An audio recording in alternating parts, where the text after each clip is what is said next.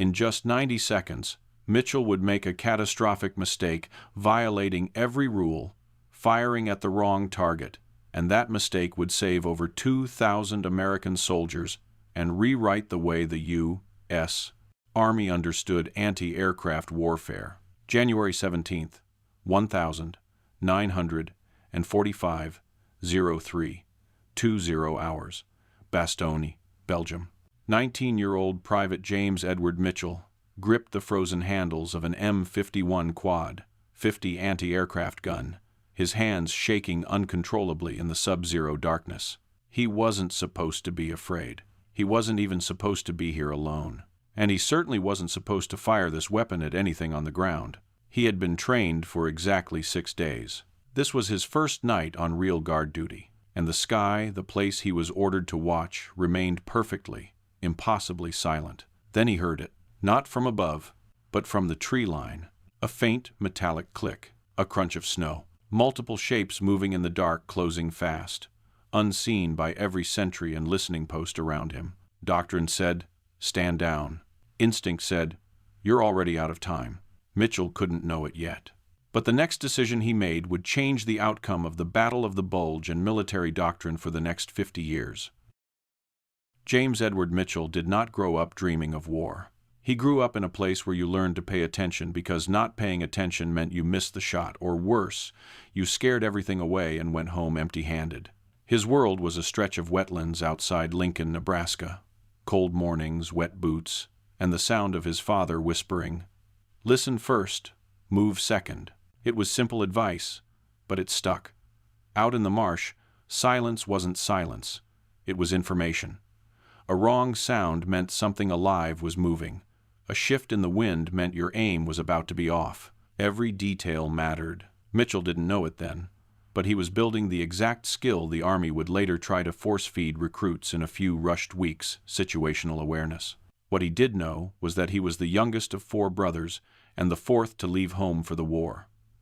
He turned 19 and signed the enlistment papers the same day, not because he felt heroic, but because it was the only path forward. The farm was failing. His father said almost nothing. His mother knitted him a pair of wool gloves and pressed them into his hands. That was their entire goodbye.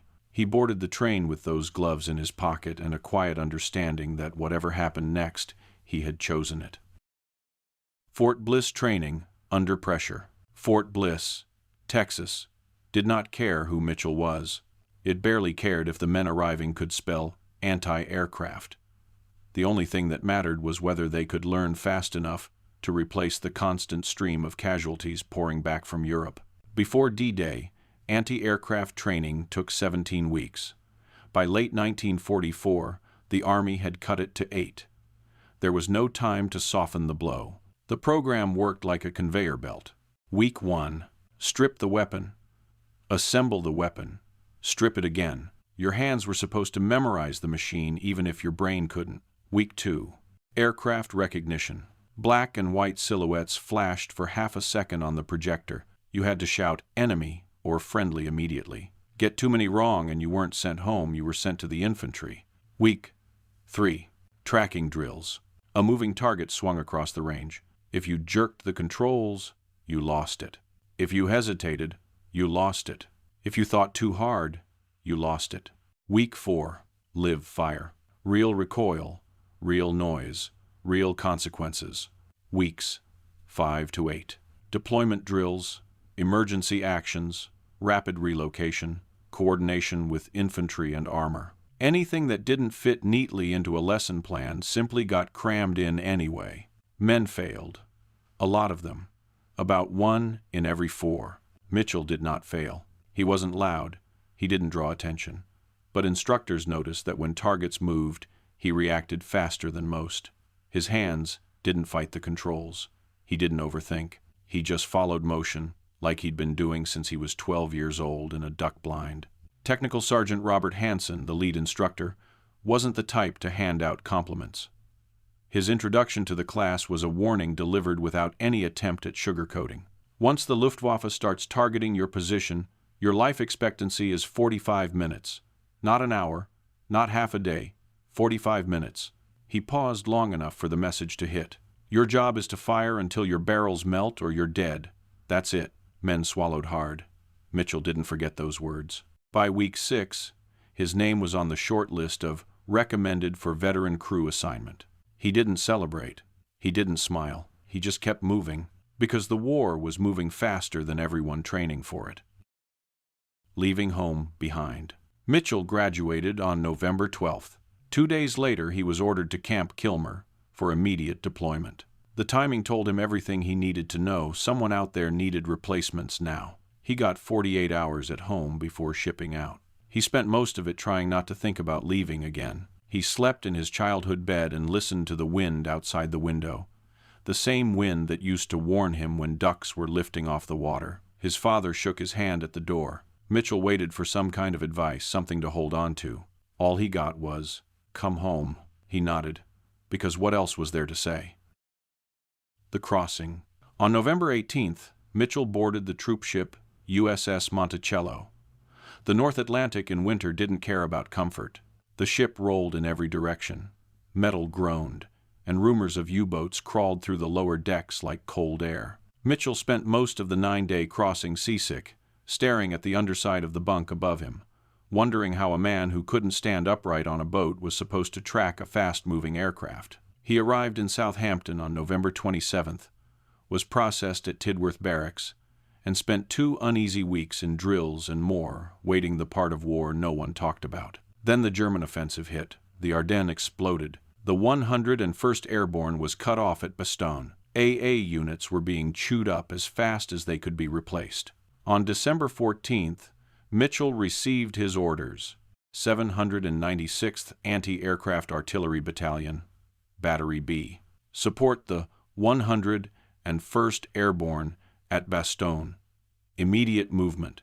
He crossed the Channel on December 16th, the exact day the Battle of the Bulge began, and was trucked toward the front through a landscape of abandoned vehicles, burning wrecks, and exhausted soldiers falling back from the German advance.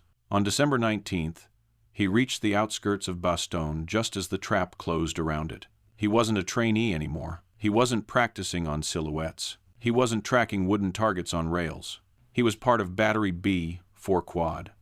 50 seconds positioned around a surrounded town, freezing, tired, and holding on because there was no place left to go. And Mitchell, 19 years old, was now the assistant gunner on Gun 3. When Mitchell arrived on the outskirts of Bastogne on December 19th, the war no longer looked like training slides or instruction manuals. It looked like chaos. The roads leading toward the town were jammed with retreating units, trucks stuck in ditches, overturned jeeps, and abandoned equipment half buried in snow. Soldiers with hollow eyes trudged past the incoming replacements without saying a word. No one needed to explain what that meant. If a unit looks like that, you're heading toward something worse. Bastogne itself was already surrounded. The German encirclement had closed hours before Mitchell got there. Newly arrived replacements were immediately thrown into positions with no time to acclimate, no time to adjust, and no time to even understand the full situation. You simply stepped off the truck and joined the fight wherever someone pointed. Mitchell was assigned to Battery B of the 796th Anti-Aircraft Artillery Battalion, 4M 51 Quad. 50 mounts spaced around Bastogne's perimeter to defend against low-altitude German air attacks. But the truth was simple. The battalion had been in non-stop combat for 3 days, and any job description written on paper had already dissolved under pressure. Mitchell's gun crew consisted of 3 men who had been together since North Africa. Sergeant First Class William Barnes, 32 years old, the gun commander. Professional, steady, but visibly exhausted. Corporal David Walsh, 23, the primary gunner. Private First Class Raymond Torres, 21, the loader. Barnes looked Mitchell up and down the moment he checked in. 19 years old, fresh out of training, still stiff from the cold. Barnes didn't waste time with small talk. "You're the second assistant gunner I've had this week," he said flatly. "The first one got hit by artillery 2 days ago. Do your job, stay alert, and maybe we both make it out." Where he won then, that was the welcome. During the first week inside the Bastogne perimeter, Mitchell got a crash course in what siege conditions actually meant. Constant artillery. Cold so sharp it made metal painful to touch. Rations that seemed smaller every day. No proper sleep. No guarantee the line would hold after dark. Even the veterans looked worn thin. Battery B's quad. 50 seconds were firing constantly, not at infantry, but at German aircraft trying to strafe American positions or attack the vital supply drops. The quad mount's tracers cut the sky into red arcs day and night. On December 23rd, the weather finally cleared enough for a massive Allied resupply operation. Dozens of C-47 seconds flew straight into the pocket carrying ammunition, medical supplies, and food. German fighters swarmed the drop zone, and Battery B opened up with everything they had. Mitchell worked as Walsh's feeder, slamming belt after belt of ammunition into place, while the entire gun vibrated under the 4 heavy barrels. Tracers shot upward, stitching the air. One of the enemy, Me 109 seconds, caught a burst, trailed smoke, and spiraled down in the distance. Mitchell shouted over the noise, "Did we hit him?" "It's son Battalions." Barnes, watching through binoculars, just nodded. "That's a kill. Keep feeding."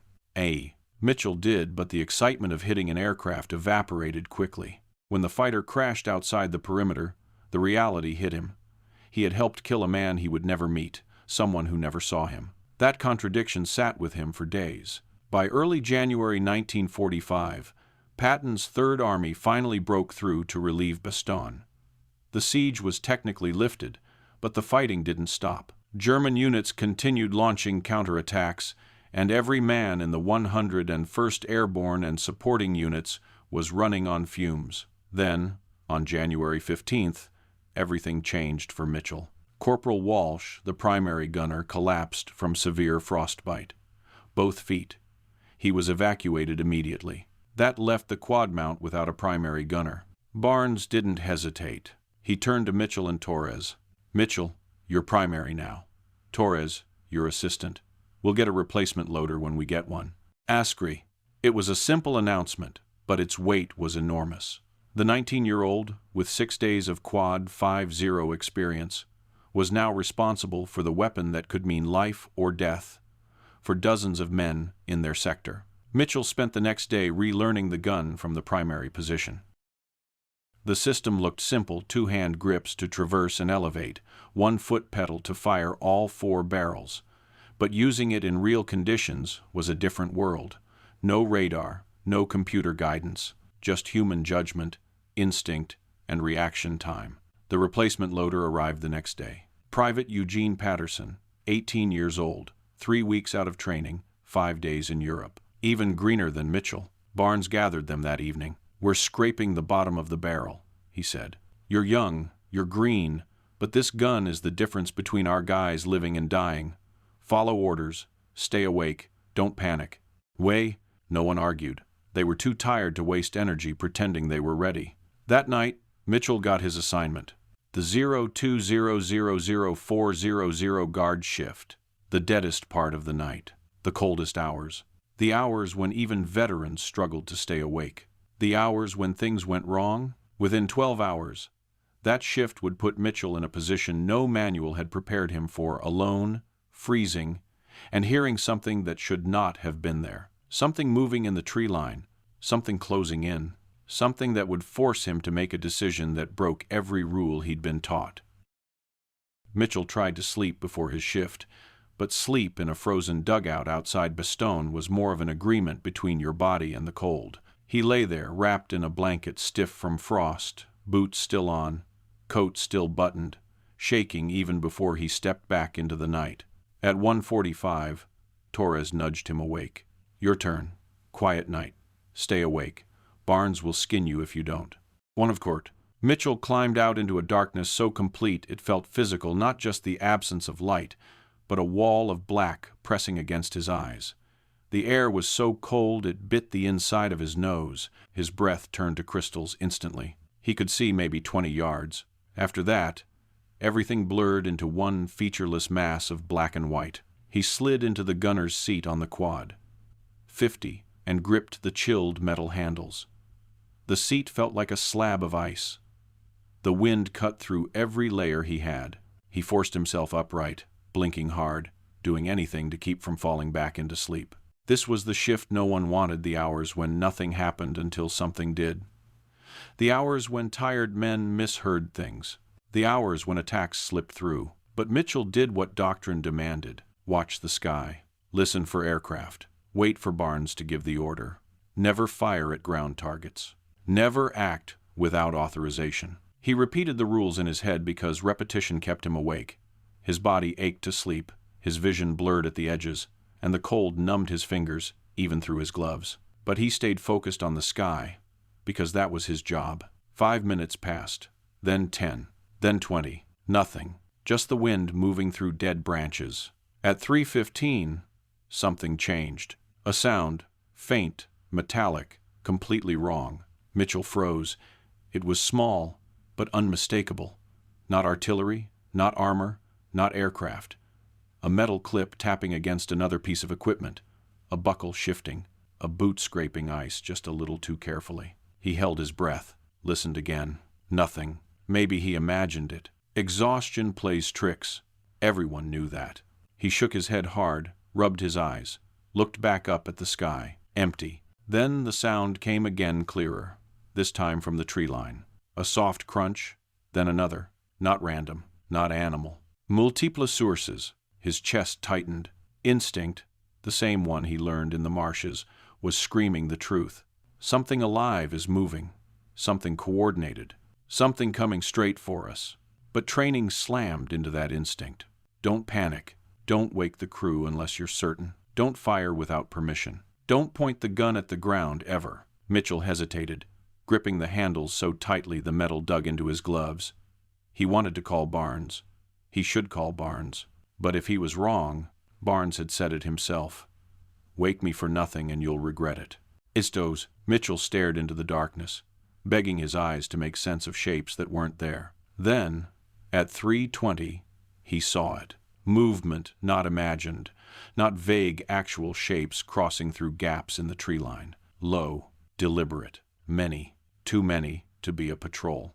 Too organized to be scattered refugees, and they were closing the distance fast.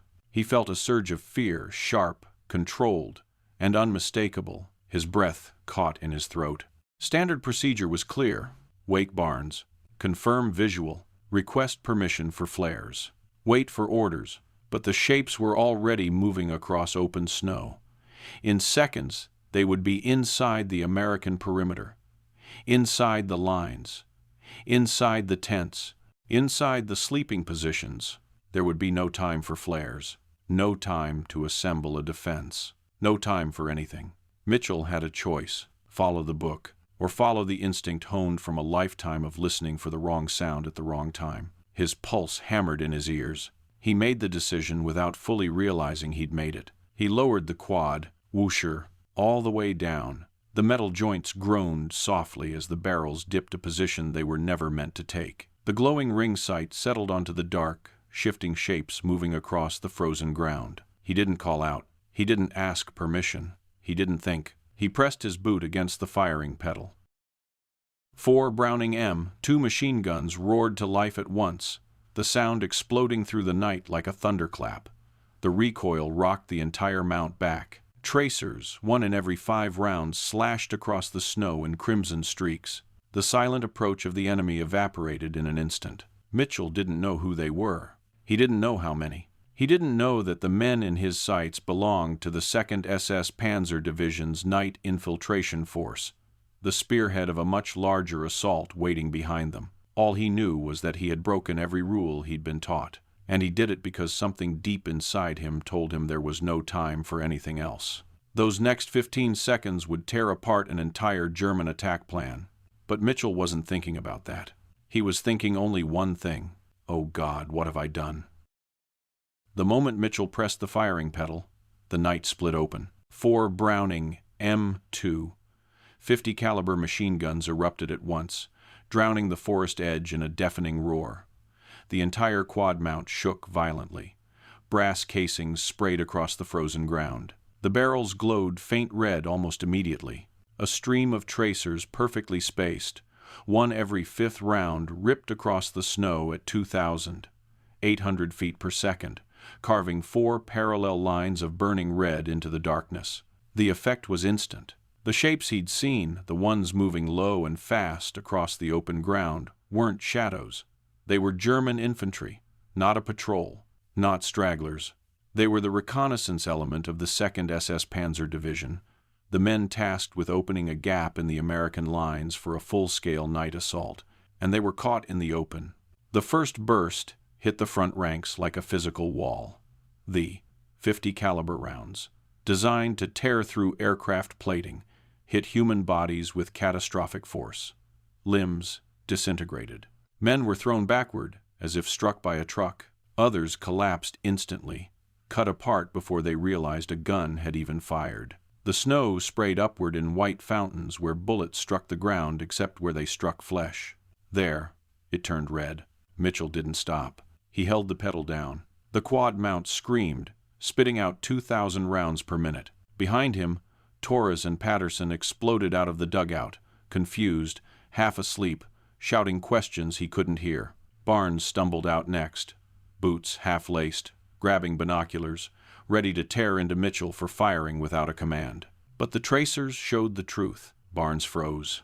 Because the field in front of them just seconds earlier, a blank sheet of snow, was now alive with chaos. Men dropping, men crawling, men turning to run, a formation collapsing under fire it had never planned for and couldn't possibly survive. Mitchell kept firing. He didn't know how many. He didn't know who was left. He didn't know if he was doing the right thing anymore. All he felt was recoil vibrating through metal and bone, the freezing wind tearing across his face, and the sickening understanding that he had crossed a line he could not uncross. After roughly 15 seconds, his mind finally caught up with his actions. He lifted his foot off the pedal. The sudden silence was almost worse than the gunfire. Mitchell stared into the darkness, chest heaving, unable to process what he had done. His voice cracked as he whispered, "Oh God, what did I do?" Quote. Barnes didn't answer. He was too busy staring through binoculars, scanning the field illuminated by the fading tracers. What he saw shut him up instantly. Dozens of German soldiers lay sprawled across the open ground. Many were motionless. Some were crawling, leaving dark trails behind them in the snow. The survivors, what few remained, were retreating as fast as they could toward the tree line. After 3 seconds of stunned silence, Barnes lowered the binoculars. His face, moments earlier contorted in anger, shifted into something else entirely. Shock, awe, and something bordering on disbelief. He whispered, "Holy Mother of God." He sang, then, louder, to the entire crew. "Torres, radio battalion now. We've got enemy infantry battalion strength attempting infiltration. Mitchell just stopped a goddamn night assault." 1-7. The urgency snapped everyone into motion. Torres grabbed the radio, shouting coordinates and descriptions into the handset. Patterson scrambled to prepare the gun for another burst if needed. Mitchell just sat there, shaking, staring at the smoking barrels. Within minutes, flares were launched across the sector. They hissed upward, then burst overhead, bathing the battlefield in harsh white light. What they revealed shocked even veteran soldiers who had seen months of combat.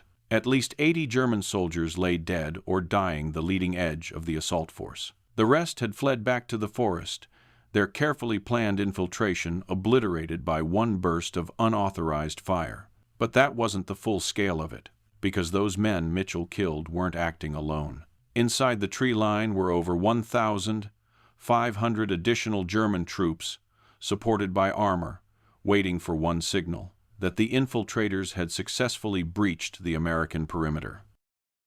When that signal didn't come, when the field instead lit up with American flares and panicked German survivors fleeing back into the forest, the German commanders realized the truth. The element of surprise was gone. The attack was compromised. The full night assault had to be called off. 2 battalions of American infantry, the 501st Parachute Infantry Regiment, and parts of the 327th Glider Infantry had been seconds away from annihilation without even knowing an attack was coming. Mitchell hadn't saved a gun crew. He hadn't saved a squad. He had saved an entire sector. And he had done it by breaking every rule of anti-aircraft warfare. As the flares burned out and the night slowly reclaimed the field, Barnes walked over and put a hand on Mitchell's shoulder. Not angry, not scolding, just quiet. "You just saved all our lives," he said. "Don't know how the hell you did it, but you did." Mitchell didn't answer. He couldn't. His hands were still shaking. The barrels were still smoking. The snow was still settling around the bodies of men he had never meant to target. He didn't feel like a hero. He didn't feel triumphant. He felt sick. Because for the first time since arriving in Belgium, Mitchell understood the reality most soldiers learn only after their first close call. It's possible to do everything wrong and still be the reason people survive. And in Bastogne that night, that was exactly what had happened. The moment the last flare burned out, reality hit the sector like a shockwave. Within minutes, radios across the American line erupted with overlapping voices, reports of movement, requests for confirmation, shouted questions no one yet had answers to. Everyone wanted to know the same thing. What the hell happened near Gun 3? Battalion headquarters demanded an immediate sitrep. Companies along the perimeter reported seeing tracers ripping across the snow. Forward observers swore they hadn't spotted anything. Listening posts insisted they heard nothing unusual. But the one undeniable fact was this: a German infiltration force had been shredded before it even reached the American lines, and nobody understood how a 19-year-old gunner, alone in the dark, had noticed what every trained sentry had missed. When the officers arrived at the gun position, they found Mitchell sitting on an ammunition crate, hands still trembling uncontrollably. The barrels of the quad, 50, were steaming in the cold air. Scattered brass covered the snow like a second layer of ice. Mitchell looked like he wanted to disappear into the ground. Barnes did the talking. Short, direct, factual. He heard movement. He saw shapes. He engaged. He stopped a night assault. But headquarters wanted more than just a summary. They wanted an explanation, something clean, something official, because nothing about this incident fit doctrine. When Battalion Commander Colonel Marcus Hayes arrived, Mitchell forced himself to stand. Hayes stared at him for several long seconds before speaking. "Private, you violated every rule of anti-aircraft employment." His tone was sharp, not emotional, the tone of a man sorting out disaster from triumph. "You fired a strategic air defense weapon at ground targets without authorization. You wasted ammunition. You compromised our anti-aircraft posture. Do you understand that?" Mitchell swallowed hard. "Yes, sir." Hayes continued. "You should have woken your sergeant. You should have requested flares. You should have followed procedure." Another pause. Then, quietly, a shift in tone. "You also detected an infiltration no one else saw. You reacted faster than trained sentries. You disrupted a major German assault. You saved at least 2,000 American lives." He let that hang. Then, "Here's what's going to happen. Officially, this never happened. We don't need questions about why an anti-aircraft gun was firing horizontally. Unofficially, you did something remarkable. Understood?" Mitchell nodded. He didn't feel relieved.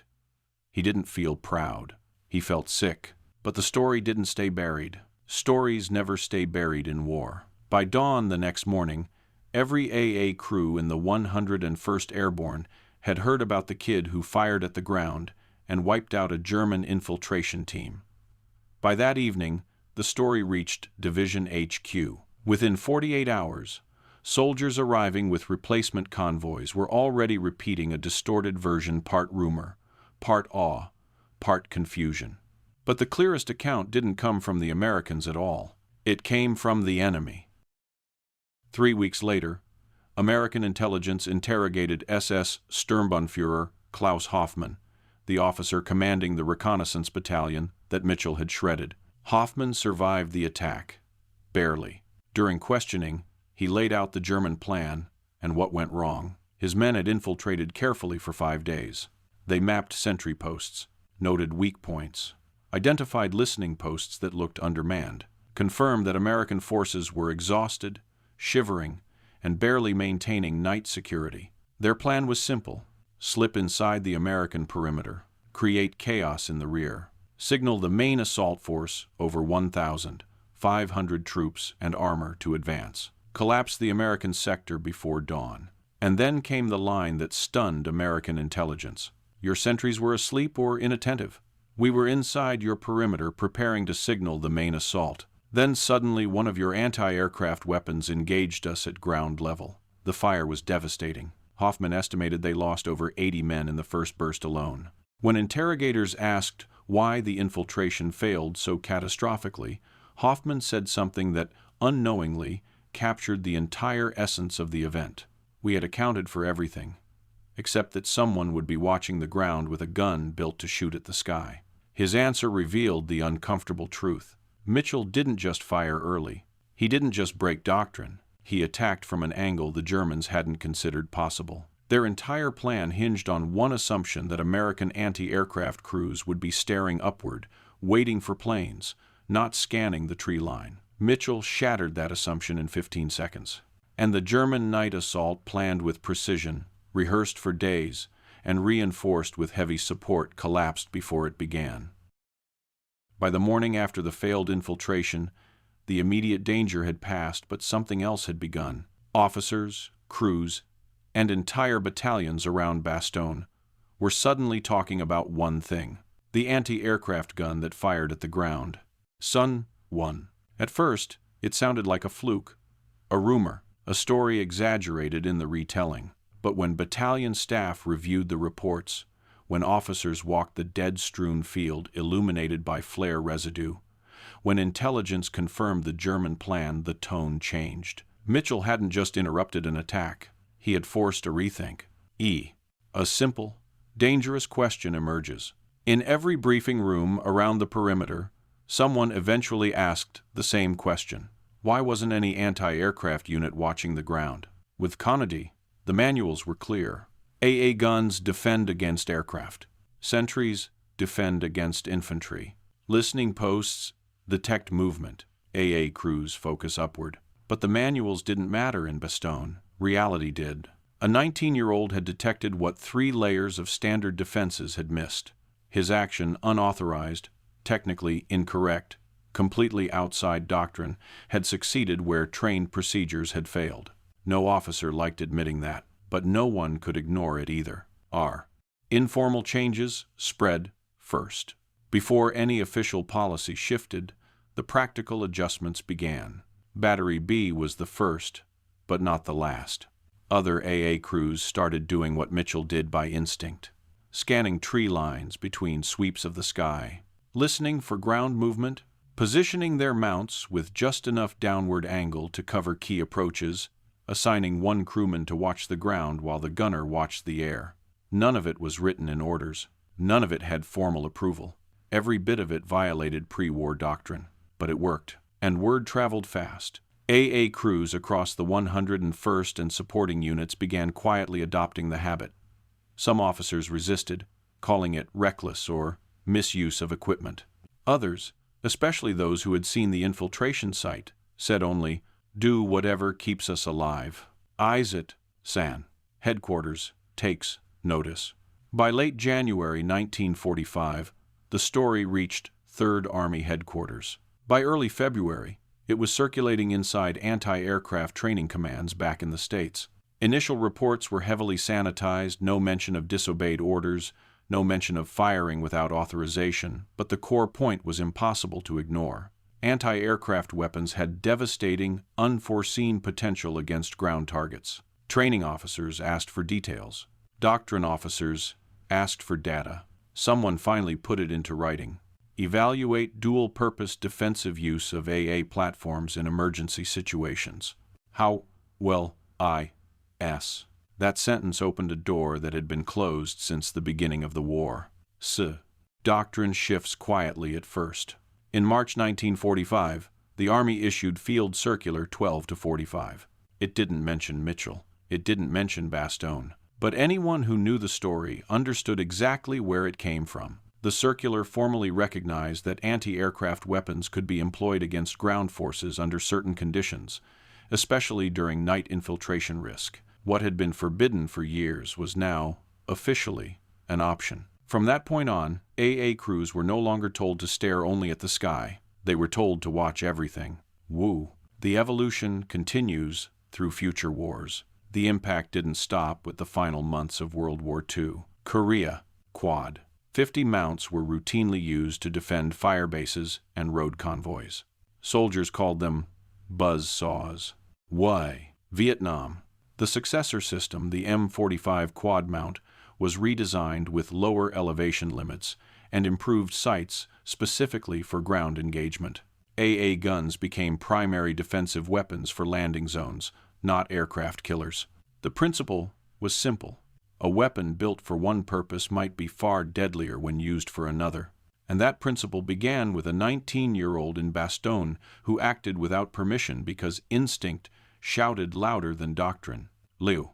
What Mitchell never claimed. Mitchell never argued he invented anything, never claimed tactical insight, never said he changed the Army. But the Army changed anyway, because one night, one burst of fire, and one terrified decision forced an entire branch of the military to confront a blind spot it never saw coming. The manuals moved, the rules shifted, doctrine adapted, all because someone did the wrong thing and it turned out to be exactly right.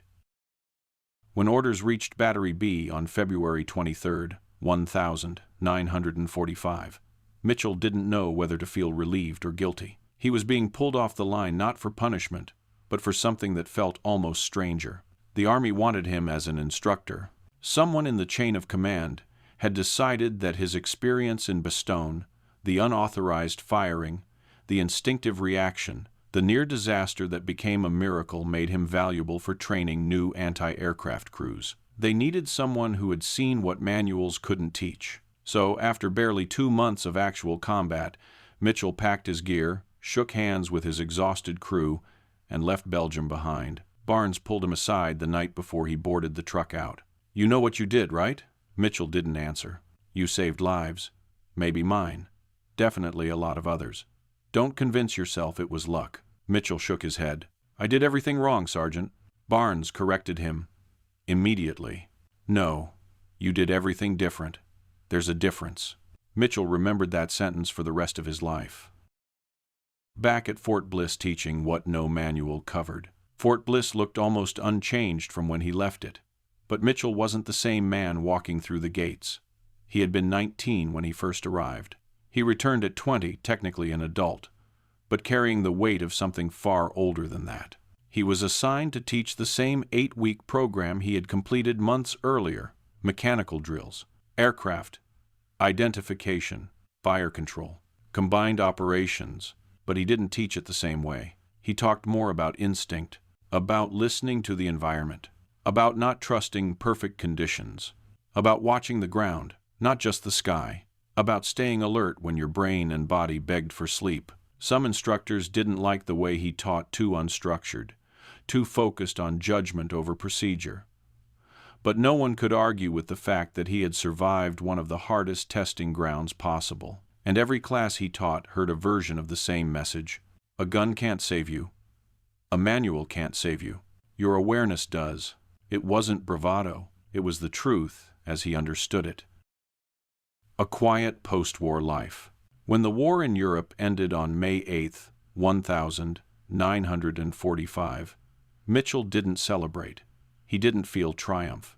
He felt tired in a way he struggled to explain. He was discharged later that year with the rank of sergeant and a Bronze Star, a citation carefully worded to hide every uncomfortable detail of what had really happened in Bastogne. It read like a clean, tidy version of the truth. Mitchell went home to Nebraska, used the GI Bill, and enrolled at the University of Nebraska. He chose forestry, drawn back to the outdoors not because it erased anything, but because it gave him room to breathe. He graduated in 1949, married a local girl named Dorothy Hanson, and took a job with the Nebraska National Forest Service. He raised children who knew he had served at Bastogne but never heard the full story. He didn't hide it. He simply couldn't explain it, not in a way that made sense outside the frozen darkness of that night in 1945. He rarely spoke about the war. When he did, it was brief, factual, and usually ended with, "It was complicated," because it was. 50 years later, finally telling the truth. In 1994, after decades of avoiding reunions, he attended a gathering of the 796th Anti-Aircraft Battalion in Washington. His wife convinced him to go, saying he owed himself the chance to reconnect. There, over dinner, he met a military historian researching anti-aircraft operations during the Battle of the Bulge. The historian had heard fragments of a strange story, something about a quad, 50 firing at ground forces, something that didn't match official records. Mitchell finally told the entire story: the noise in the tree line, the shapes in the dark, the decision he wasn't supposed to make, the burst that stopped an assault no one else knew was coming. When he finished, the historian sat back and said, "Do you realize what you actually did? You didn't just stop one attack. You changed how the Army thinks about anti-aircraft weapons." For the first time, Mitchell felt something close to clarity. Not pride, not shame, just acceptance. When the official history of the 796th Anti-Aircraft Artillery Battalion was finally published in 1996, Mitchell bought a copy out of curiosity. He sat at his kitchen table, turned to the chapter covering January 17th, 1945, and read the polished version of events. It was neat, it was logical, it was wrong not factually, but emotionally. The book credited alert anti-aircraft crews with detecting a German infiltration and providing decisive defensive fire. His name appeared, but the phrasing was carefully crafted to avoid saying anything uncomfortable. No mention of doctrine violations, no mention of unauthorized fire, no mention of the panic that had driven his decision. Mitchell didn't feel angry. He just smiled, a small, quiet smile, because he understood something the books never could. Official histories always smooth out the chaos. They turn confusion into coordination. They turn fear into initiative. They turn accidents into strategy. But the real story was never clean. The real story was a 19-year-old alone, in the dark, half frozen, exhausted, hearing something he wasn't trained to hear, acting on an instinct he barely trusted, firing a weapon he wasn't supposed to use that way, and stopping an attack he didn't know existed. Everything that came afterward, the saved battalions, the changed doctrine, the reputation, the lessons passed to new generations, happened because of one moment he didn't plan or understand. Mitchell died on March 12, 2006, at age 80. His obituary in the Lincoln Journal-Star mentioned his Bronze Star, his service in the 796th, and his career in the National Forest Service. Nothing dramatic, nothing detailed. Exactly the way he lived. His children knew he had fought at Bastogne. His grandchildren heard pieces of the story around campfires and family gatherings. But the full truth, the messy, human truth, remained scattered in after-action reports, training memos, interrogation transcripts, and the fading memories of men who were there. That's how war often works. Not as a clean sequence of decisions, but as a chain of imperfect choices made by tired people in impossible situations. Sometimes the right action is the one no manual ever mentions. Sometimes the outcome becomes bigger than the person who caused it. And sometimes the difference between disaster and survival is a single moment when someone is willing or desperate enough to do what everyone else would have sworn was wrong. Mitchell didn't consider himself a hero, but the lesson he left behind is one the Army still teaches, in its own way. In war, plans matter, training matters, doctrine matters, but none of it matters more than the person who refuses to freeze when everything suddenly depends on them.